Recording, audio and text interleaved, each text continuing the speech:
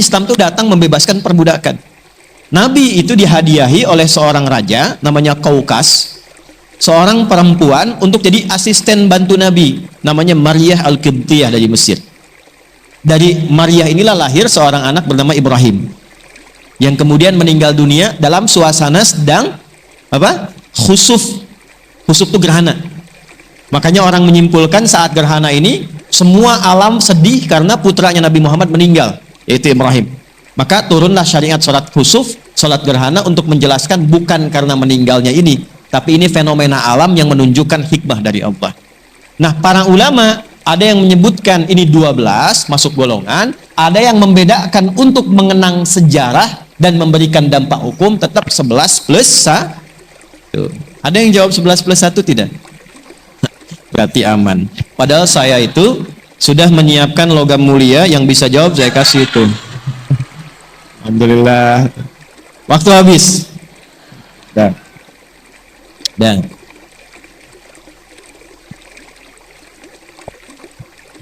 maaf ya Pak. Nah, lihat sini. Jadi jumlahnya berapa?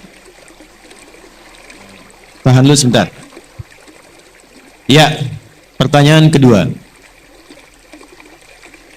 Dari semua jumlah ini, kenapa mereka dipilih oleh Allah Subhanahu wa taala untuk menjadi pendamping Nabi? Dan menariknya, nanti semua ini punya perbedaan usia yang tidak sama dan punya jejak sejarah yang berbeda. Pertanyaan saya cukup satu aja, satu, yang terkait dengan ibu semua. Kenapa Allah memilihkan untuk Nabi semua ibunda kita perempuan yang mulia ini? Kira-kira apa hikmahnya untuk perempuan-perempuan termasuk ibu saat ini? Boleh angkat tangan. Ya Bu. Mana ibu belakang? Kenapa Bu?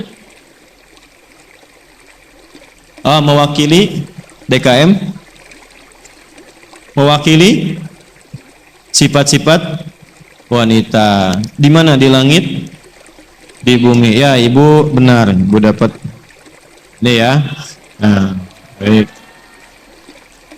Nanti saya titip ya Bu ya ke BKSM yang ini ya, TDI atau Darul Ihsan. Saya titip sekarang aja Bu, belakang ya Bu ya.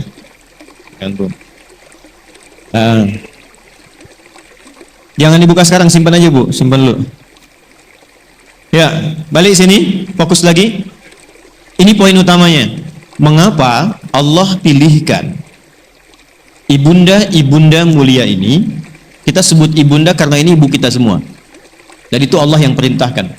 Ya, wa azwajuhu ummahatuhum. Kenapa dipilihkan beliau-beliau ini? Karena ternyata semua isi Nabi itu mewakili semua karakter dan sifat-sifat perempuan di muka bumi.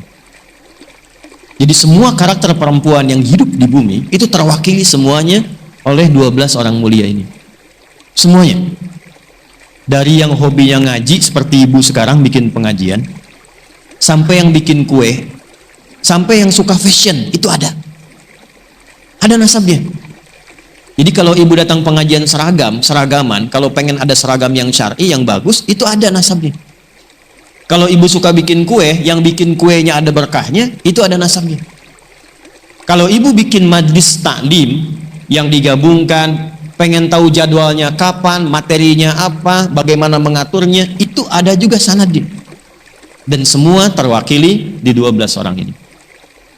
Nah, nanti kesimpulan dari 12 itu pulang dari sini, ibu belajar kira-kira ibu mirip siapa. Itu aja. Ya. Kalau mirip Sayyidah Khadijah, saya kira mustahil lah. Ya. Gak ada harapan ibu, pokoknya jauh. Karena yang 11 pun pengen ikut gak bisa. Ya, jauh pokoknya. Yang disebut oleh Nabi itu Khadijah.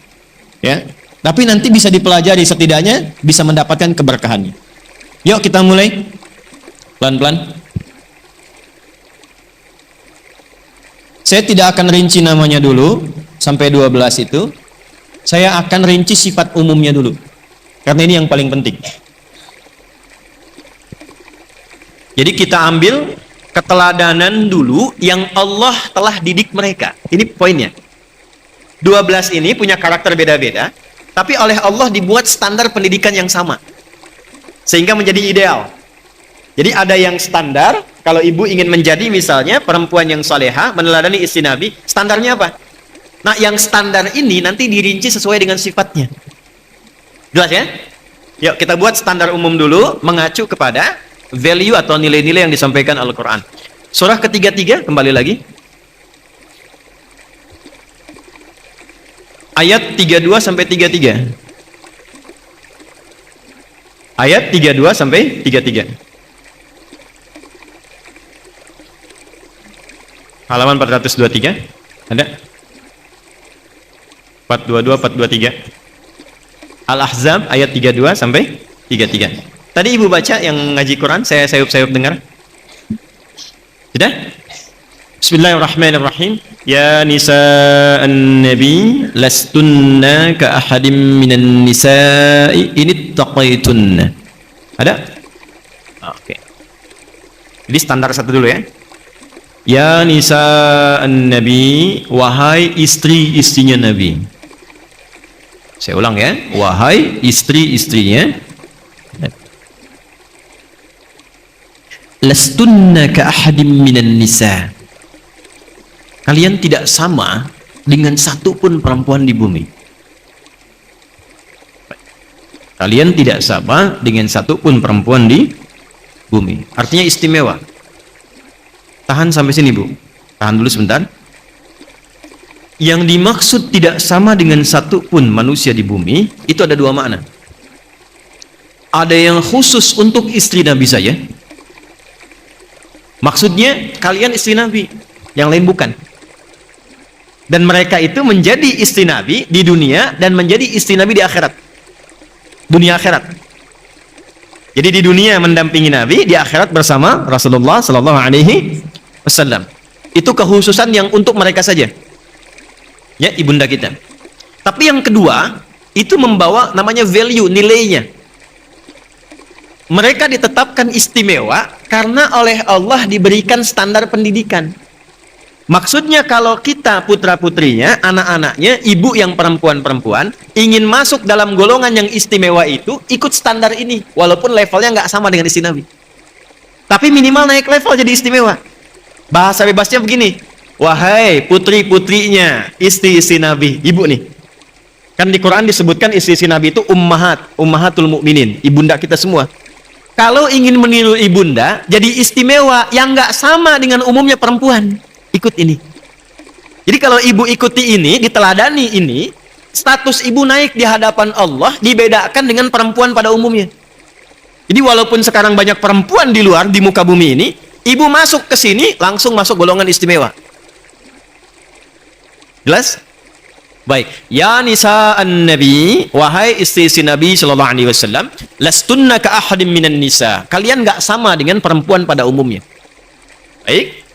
Yang melekat pada beliau, hukumnya khusus, menikah dengan Nabi, istri Nabi, sepeninggal Nabi enggak boleh dinikahi oleh siapapun. Khusus sudah jadi ibu saja. Sampai masuk ke dalam surga, berkumpul dengan Rasulullah, kita dikumpulkan insyaallah dengan beliau-beliau semuanya. Baik kan? Nah, yang ditinggalkan untuk kita apa? Ini taqaitunna. Standar untuk perempuan-perempuan di muka bumi. Kalau ingin istimewa, standar pertama, ini taqaitunna. Jika Anda semua mampu meningkatkan takwa kepada Allah. Dapat kita satu. Jadi yang pertama, amalan pertama untuk meneladani, ini kan? Istri-istri Rasulullah Sallallahu Alaihi Wasallam, amalan pertama, amalan ya.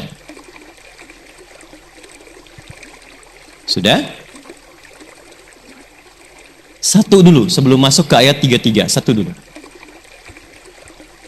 Ibu sekalian, takwa itu di Quran setidaknya disebutkan semua derivasinya, baik itu takwa, yattaqun, tattaqun, muttaqin, itu sebanyak 240 kali.